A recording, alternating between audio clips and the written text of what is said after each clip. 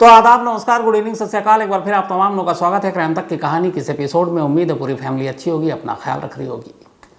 जब कोरोना आया और कोरोना के बीच में ख़ासतौर पर 2 साल और 2021 में तो ख़ासतौर पर अगर हम कहें, जो कोरोना का कहर था हम सब ने झेला।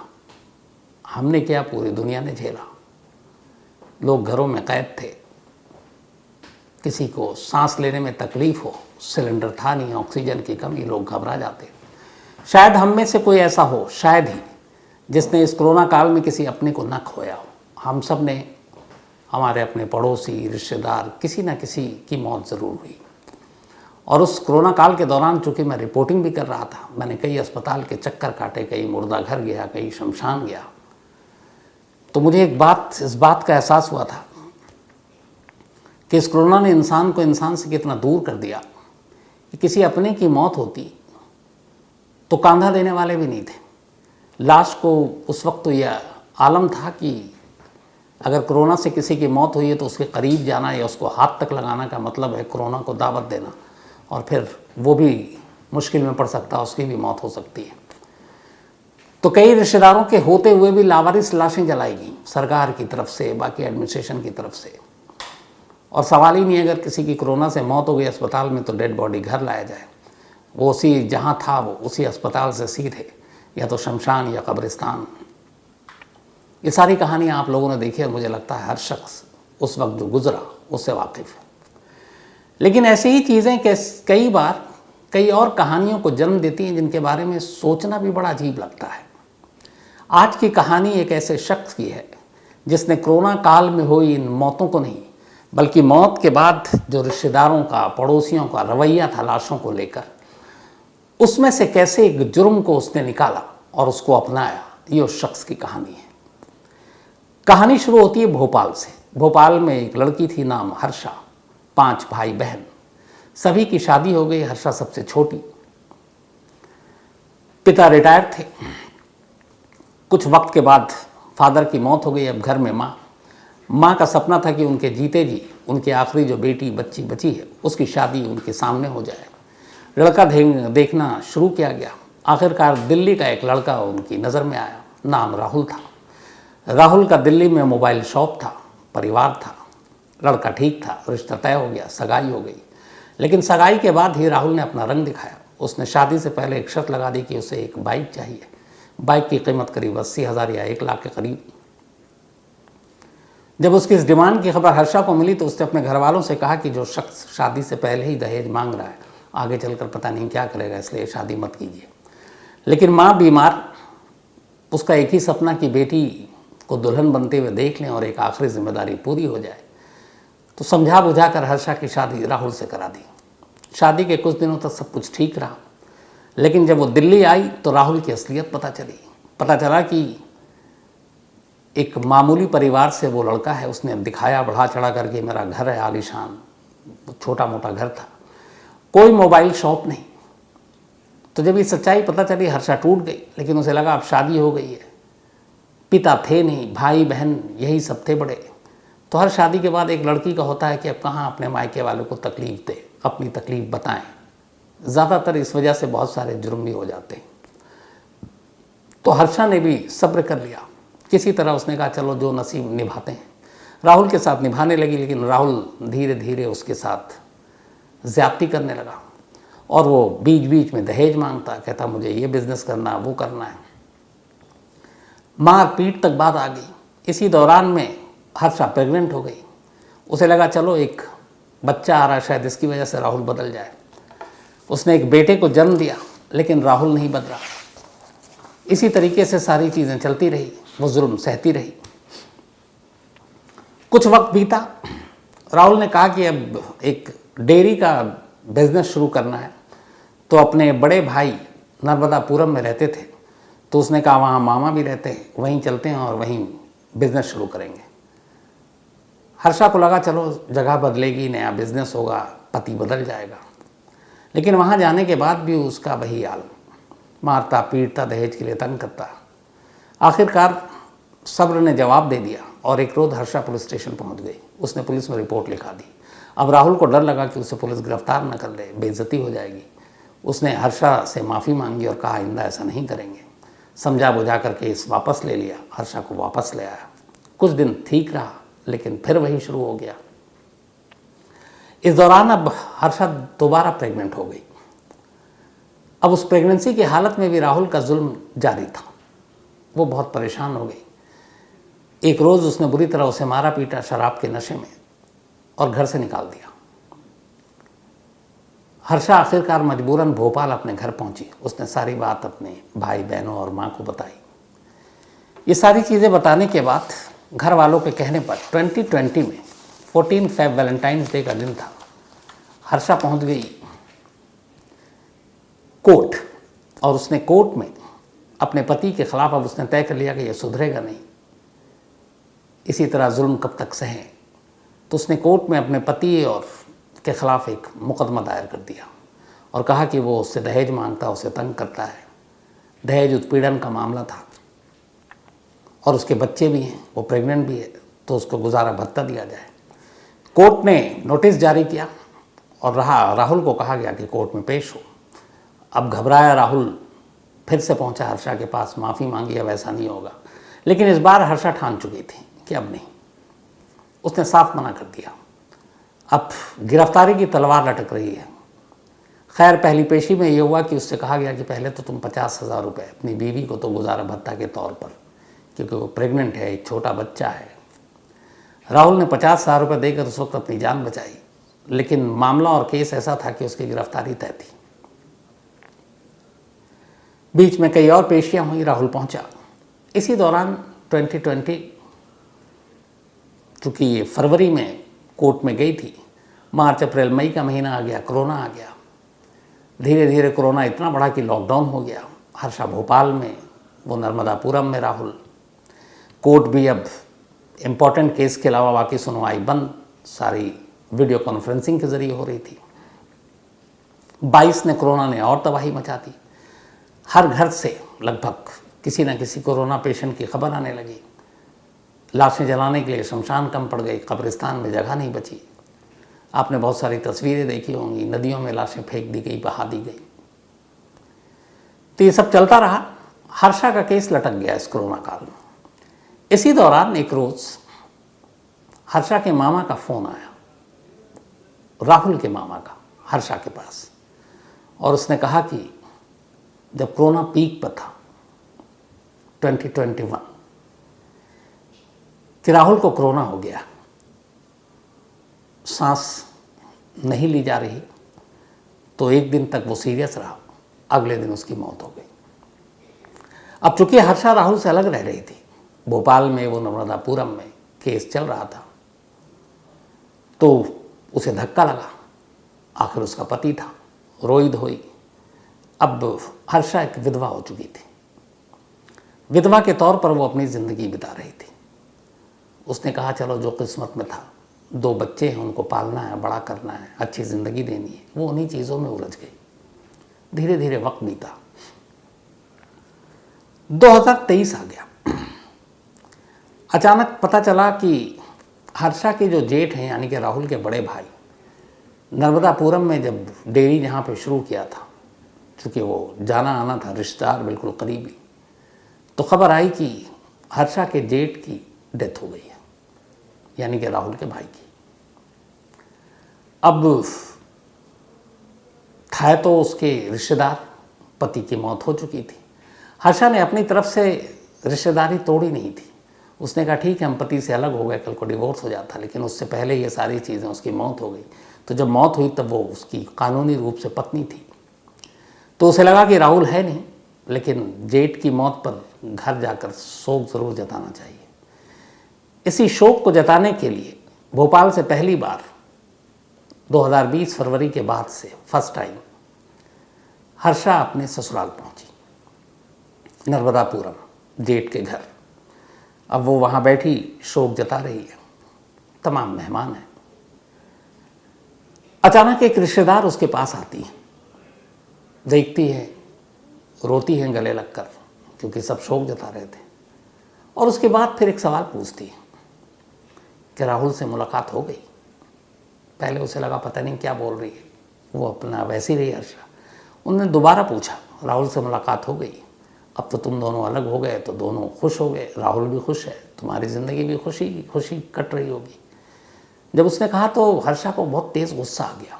उसने कहा, आप क्या बकवास कर रही हैं, एक तो ऐसा मौका और आप मुझसे इस तरह का मजाक कर रही हैं कि राहुल से अलग होकर मैं खुश और राहुल खुश।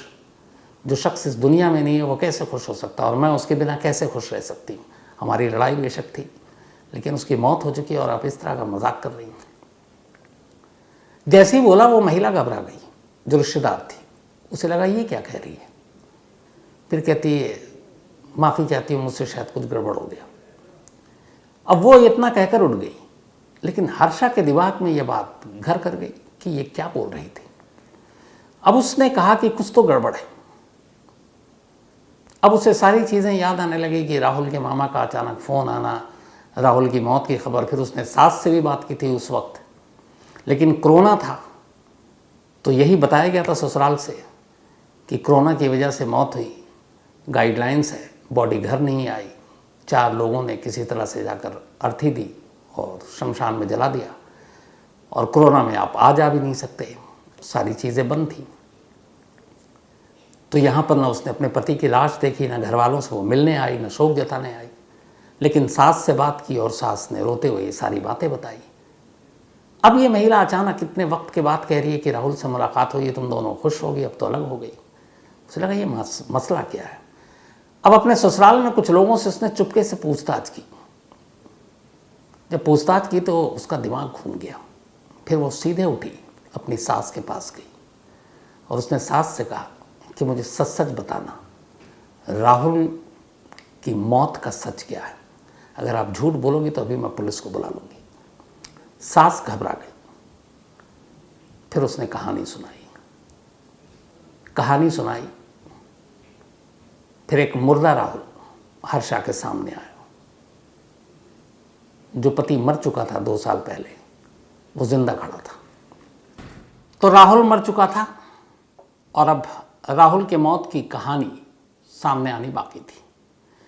लेकिन आगे बढ़ूं उससे पहले आपको कुकू एफएम के ऑडियो बुक पर एक ऐसी ही मौत की कहानी, एक ऐसी mystery, Sunanda Pushkar found dead. क्या है ये पूरी कहानी, सुनंदा पुष्कर की मौत कैसे हुई, उसके पीछे राज क्या है, क्या सच्चाई है, कुकू एफएम के ऑडियो बुक पर आप जाकर सुन सकते हैं। Sunanda Pushkar found dead. Kuku FM देश का बेस्ट ऑडियो शो प्लेटफॉर्म है, जिसके 15 लाख से ज़्यादा एक्टिव हिंदी पेड सब्सक्राइबर हैं और यहाँ हर महीने 4200 घंटे के कंटेंट्स के साथ ये लगातार बढ़ रहा है। कुकू एफएम ऐप पर 10,000 से ज़्यादा ऑडियो बुक हैं, जिसे आप कहीं भी कभी भी सुन सकते हैं, हिंदी में सुन सकते हैं। इसमें biography, business, crime, entertainment, politics तमाम बुक हैं। क्राइम तक फैमिली के लिए इस वक्त एक खास ऑफर है। कुकू एफएम ऐप के पहले महीने के सब्सक्रिप्शन पर पूरी क्राइम तक फैमिली के लिए 50% डिस्काउंट है। यानी पहले महीने के लिए सिर्फ 49 रुपये में आपको 10,000 ऑडियो बुक का ऐसा खजाना मिलेगा, जिसे आप जहाँ चाहें सुन सकते हैं और अपना ज्ञान बढ़ा सकते हैं। इस वक्त आप अपनी स्क्रीन पर एक QR कोड देख रहे हैं, इसे स्कैन करके direct Kuku FM app download कर सकते हैं। और इसके अलावा क्राइम तक फैमिली के लिए नीचे दिए गए डिस्क्रिप्शन बॉक्स में लिंक को क्लिक करें और कूपन कोड CRIME50 लगाएं, जिससे पूरी फैमिली को 50% डिस्काउंट के साथ 99 रुपये का सब्सक्रिप्शन सिर्फ 49 रुपये में मिलेगा। इतने वक्त तक हर्षा एक विधवा की ज़िंदगी बिता रही थी अपने 2 बच्चों के साथ। इस दौरान में जो उसने कोर्ट में केस किया था, अब चूंकि पति ही मर गया तो वो भी पेशी पे नहीं आए, तो ये भी किसके लिए जाकर मुकदमा लड़े, कौन सा हर्जाना, कैसा मुआवजा, किससे मुआवजा। जिसके लिए सारी लड़ाई शुरू हुई वो खुद ही इस दुनिया में नहीं है, तो फिर क्या। तो उसने भी कोर्ट जाना बंद कर दिया था, उस केस का कुछ पता ही नहीं क्या हुआ। अब यहाँ एक दूसरी मौत पर पहली मौत का सच उसके सामने खुल रहा है। फिर पूरी कहानी आई, कहानी बेहद चौंकाने वाली। हुआ ये कि जब 2020 फरवरी में हर्षा ने कोर्ट में केस किया राहुल के खिलाफ, गिरफ्तारी की तलवार लटक रही थी सर पर, 50,000 मुआवजा देना पड़ा। वकील ने उसको बताया कि देखो केस लंबा चलेगा, तुमको मुआवजा तो देना पड़ेगा, और बहुत मुमकिन है कि तुम क्या तुम्हारे परिवार वाले भी शायद जेल चले जाएंगे, क्योंकि दहेज उत्पीड़न का मामला है और वो प्रेग्नेंट है, उसके साथ सारी हमदर्दी सहानुभूति है। राहुल घबरा गया। उसने कहा क्या किया जाए। ये सोच रहा था, तभी कोरोना की खबरें सबके सामने हर दिन अखबार पे, टीवी पे। तभी उसे लगा कि कोरोना में लोग किसी मैयत में नहीं जाते हैं, किसी की अर्थी में नहीं जाते, कोई शमशान नहीं जाता, कोई कब्रिस्तान नहीं जाता। यानी किसी मुर्दे का सच पूरी तरह से बाकी को समझ में नहीं आता। कौन मरा, कहाँ दफनाया गया, कहाँ जलाया गया, कौन 4 लोग कांधे पर ले गए, ये सारी चीज़ें बेमतलब की थी उस वक्त। जैसा शुरू में कहा, हज़ारों लोगों की लाशें लावारिस के तौर पर जलाई गई या दफनाई गई। अस्पताल या फिर सरकार के जो प्रशासन के कर्मचारी, उन्होंने उन लाशों को उनके आखिरी सफ़र पर पहुंचाया। यहीं से उसके दिमाग में ये बात आई कि जब कोरोना में लोग लाश नहीं छू रहे हैं, तो अगर मैं मर जाऊं तो मेरी लाश एक राज रहेगी। फिर उसने अपनी माँ से बात की। माँ से कहा, देखो अगर ये कोर्ट में मामला चला तो दहेज उत्पीड़न का मामला है, पूरी फैमिली आ जाएगी लपेटे में, तुम भी आओगी, फिर पैसे भी नहीं है, हम कब तक मुआवजा देंगे। कोरोना का वक्त है, सिर्फ एक झूठी खबर देनी है कि मैं मर गया, कोई नहीं पूछने आएगा, कोई घर पे देखने भी नहीं आएगा, क्योंकि कोरोना में प्रोटोकॉल चल रहा है। और वैसे भी कोरोना पेशेंट के करीब कोई आता नहीं, ना उसके रिश्तेदारों के करीब, ना उस घर में जहाँ उसकी मौत हुई है। तो माँ भी इस डर में थी कि उसको भी जेल जाना पड़ेगा इस उम्र में। बेटे की बातों में आ गई और इसके बाद मामा के थ्रू पहला कॉल कराया गया हर्षा को और उसकी मौत की खबर दी गई। इस तरह एक जिंदा शख्स मुर्दा हो गया। लेकिन ये कहानी का एक पहलू था। क्यों उसे मुर्दा बनना पड़ा? सिर्फ कोर्ट के लिए, सिर्फ हर्षा के लिए, या सिर्फ मुआवजा देने के लिए, या सिर्फ गिरफ्तारी की वजह से? नहीं, एक साथ एक दूसरी कहानी चल रही थी।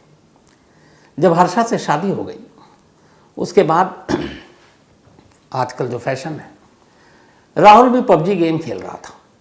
पबजी गेम खेलते खेलते दिल्ली की एक लड़की जिसका नाम कोमल, उससे उसकी दोस्ती हो गई। अब कोमल की कहानी ये कि वो भी शादीशुदा, लेकिन उसका भी अपने पति के साथ नहीं बन रहा है। दोनों अलग, दोनों ने एक दूसरे के खिलाफ केस कर रखा है। ठीक वैसे ही जैसे इधर हर्षा ने कर रखा था राहुल के खिलाफ, तो कोमल की भी कहानी घरेलू लगभग वही पति पत्नी में बन नहीं रही, दोनों अलग हैं। और उसी अलगाव में कोरोना का टाइम आ गया। वक्त काटने के लिए वो पबजी गेम खेलने लगी दिल्ली की कोमल। गेम खेलते खेलते एक रोज़ पबजी पर टकराया राहुल। अब दोनों में फिर बातें होने लगी, बात प्यार में बदली और दोनों ने कहा आप साथ रहेंगे। तो एक तरफ कोर्ट और गिरफ्तारी का खतरा, इधर इश्क पबजी के जरिए। अब राहुल खुद कोमल के साथ रहना चाहता था, उधर हर्षा जिंदा थी। क्या करे? राहुल इतना वो भी नहीं था क्रिमिनल टाइप कि कोई मर्डर प्लान करे। तो उसे लगा कि अगर वो खुद को मार दे कोरोना के नाम पर तो दोनों मसला हल हो जाएगा। एक हर्षा से पीछा छूट जाएगा और दूसरा कोमल के साथ नई जिंदगी शुरू करेगा। उसने कोमल को भी इस साजिश में लपेट लिया और इस तरीके से उसने अपनी मौत की खबर झूठी फैलाई और फिर कोमल के साथ शादी कर ली। कोमल से शादी करने के बाद उससे भी एक बच्चा हुआ और वो उसी के साथ रहने लगा। अगर राहुल के बड़े भाई की मौत ना होती, और जिसकी उम्मीद बिल्कुल नहीं थी राहुल के घर वालों को कि उनकी पुरानी बहू हर्षा उनके घर शोक जताने आएगी, क्योंकि उन्हें लगा था रिश्ता टूट चुका है राहुल के साथ, जिस तरीके का बिहेवियर था, रिश्ता था। लेकिन उनको हर्षा ने गलत साबित कर दिया। वो अपने ससुराल शोक जताने पहुंच गई। एक शोक जताने पहुंची और दूसरा उसको शौक लगा जब उसको अपने जिंदा होने के पति की खबर मिली। अब जब ये पता चली तो सीधे हर्षा पुलिस स्टेशन पहुंची, क्योंकि यहाँ पे 2 जुर्म था। एक, उसका पति कोर्ट के बाद से गायब। दूसरा ये कि उस पहली पत्नी के रहते हुए उसने दूसरी शादी की। अब यहाँ पे कोमल भी फंस रही थी। कोमल ने फिर ये कहा कि नहीं, हमने शादी नहीं की, हम लिव इन में रह रहे हैं। लेकिन शादी के कई ऐसे सबूत थे जो सामने आ गए। राहुल की गिरफ्तारी तो तय थी क्योंकि उसने दूसरी शादी की। अब उसके बाद ये हुआ कि राहुल और कोमल दोनों अंडरग्राउंड हो गए। हर्षा ने रिपोर्ट लिखा दी है, पुलिस उनकी तलाश कर रही है। आगे क्या होता है इस कहानी में नहीं मालूम, लेकिन ये थी कोरोना से जन्मी एक कहानी। तो कहानी ख़त्म करूं उससे पहले वही अपना सिलसिला। आज एडवोकेट अमन स्वामी, इनका बर्थडे है, तो हैप्पी बर्थडे अमन स्वामी जी। और ये निशा स्वामी ने भेजा, उनके हस्बैंड है ये। साथ ही निहाल मनेरिया, इनका भी आज जन्मदिन है, हैप्पी बर्थडे निहाल। और रमेश ने भेजा, उनके बेटे हैं ये। सुमित, इनका भी आज जन्मदिन है, तो हैप्पी बर्थडे सुमित। और अमन, विनय, योगनिया और उर्वशी इन्होंने भेजा है। मेघा खारी बैसला, इनका भी आज जन्मदिन है, तो हैप्पी बर्थडे मेघा जी। और ये अश्वनी बैसला जी ने भेजा, उनकी वाइफ हैं। साथ ही अनाया फारूकी, इनका भी आज बर्थडे है, तो हैप्पी बर्थडे अनाया। और सोबन बंदा ने भेजा, बल्कि सोबन ने भेजा बांदा से, इनकी बेटियां हैं अनाया। रोशन सैनी की भी आज जन्मदिन है, बर्थडे है, तो हैप्पी बर्थडे रोशन जी। और ये कृष्ण सैनी जी ने भेजा, उनकी वाइफ हैं। इसके अलावा शबनम कौसर और मोहम्मद शमीम, इन दोनों की आज एनिवर्सरी है, तो आप दोनों को बहुत बहुत मुबारक, बहुत बहुत बधाई। माधव चंडेल, इन्होंने पूछा कि श्रद्धा मर्डर केस की अपडेट क्या है। तो अपडेट ये है कि कोर्ट में ट्रायल शुरू हो चुका है। 2 दिन पहले श्रद्धा के फादर की कोर्ट में गवाही हुई और उन्होंने वही सारी बातें की जो उन्होंने अब तक अलग अलग प्लेटफॉर्म पर इंटरव्यू में कही है। उन्होंने अपनी गवाही के दौरान आफ्ताब के साथ हुई बातचीत का भी जिक्र किया कि कैसे आफ्ताब ने बताया था कि उसने श्रद्धा का गला घोटा और ये सारी बातें। तो उनकी गवाही का पहला राउंड पूरा हो चुका है। दूसरा राउंड उनकी गवाही का 5 अगस्त, यानी कि 3 दिन के बाद, 2 दिन के बाद तीसरे दिन तो 5 अगस्त आ जाएगी, तो उस दिन उनकी गवाही पूरी होगी। तो अभी गवाही चल रही है, ट्रायल शुरू है। उम्मीद यही है कि शायद 2 महीने के अंदर अंदर इस केस का फैसला आ जाए। तो कहानी में इतना ही, लेकिन एक बार फिर आपको याद दिला दूं कि कुकू FM ऐप पर क्राइम तक फैमिली मेंबर्स के लिए खास ऑफर है। क्राइम 50 कूपन है, डिस्क्रिप्शन में लिंक है, यहाँ आप जाएं और 99 रुपीज़ का सब्सक्रिप्शन 49 रुपीज़ में पहले मंथ के लिए पाएं और कुकू FM के मज़े लें। तो कहानी में फ़िलहाल इतना ही। अब आपसे मुलाकात होगी कल रात 9 बजे किसी नई कहानी के साथ। तब तक अपना ख्याल रखिएगा। Thank you very much.